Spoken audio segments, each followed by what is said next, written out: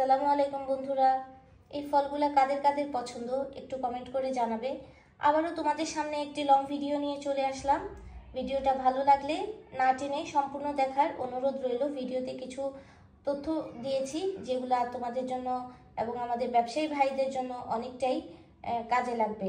তো শুরু করা যাক আমার ভিডিওটি। বন্ধুরা, এই হচ্ছে আমার গাছের সফেদা।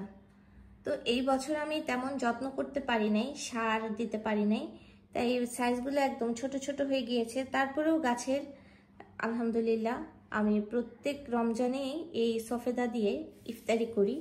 তো বন্ধুরা, এই যে আমাদের এই ফলটা গাছ থেকে আমি পেড়েছিলাম অর্ধ কাঁচা।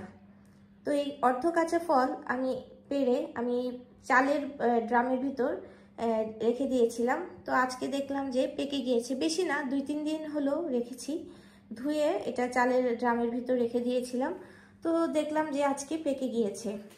তো এইভাবে আমরা গাছের ফলগুলা এভাবে আমরা খেতে পারি, অর্গানিক ফল। তো বাজার থেকে যে ফল আমরা কিনে আনি এটাতে কেন জানি খেয়ে মজা পাওয়া যায় না, কারণ এটাতে ওষুধ মেশানো থাকে এবং বিভিন্ন ধরনের রাসায়নিক দ্রব্য দিয়ে ফলগুলাকে পাকানো হয়।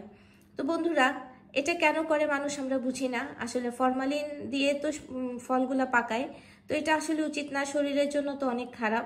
তা আমি যে কাঁচা ফলগুলা পেড়ে আমি রেখে দিয়েছিলাম চালের ড্রামে, আলহামদুলিল্লাহ আজকে পেকে গিয়েছে এবং এগুলা দিয়ে আমি ইফতারি করব। তো এইভাবে যদি আপনারা গাছের ফলগুলা ছাদ বাগানে লাগান আর অর্ধ কাঁচা বা পাকতেছে এই অবস্থায় গাছ থেকে হারভেস্ট করে বাসায় এনে একটু চালের ড্রামের ভিতর রেখে দিলে ফলগুলা পেকে যায়। কিন্তু অসাধু ব্যবসায়ীরা যে কেন এরকম করে কিছু বুঝি না।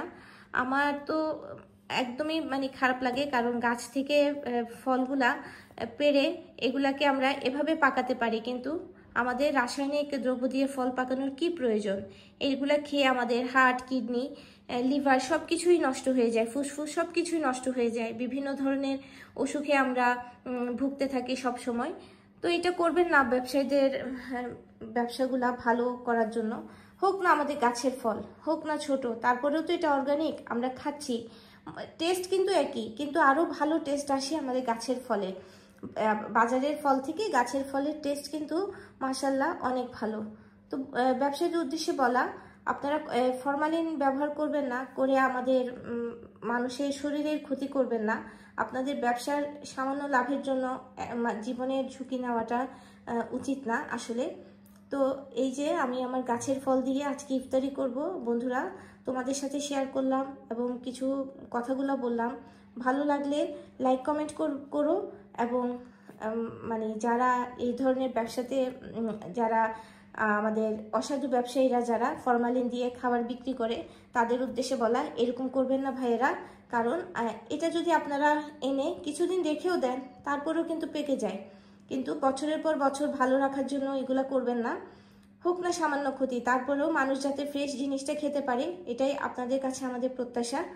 তো ভিডিওটা কেমন লাগলো কমেন্ট করে জানাবেন, আর ভালো লাগলে তো অবশ্যই কিছু বলার নাই, লাইক কমেন্ট করবেন। ধন্যবাদ সবাইকে।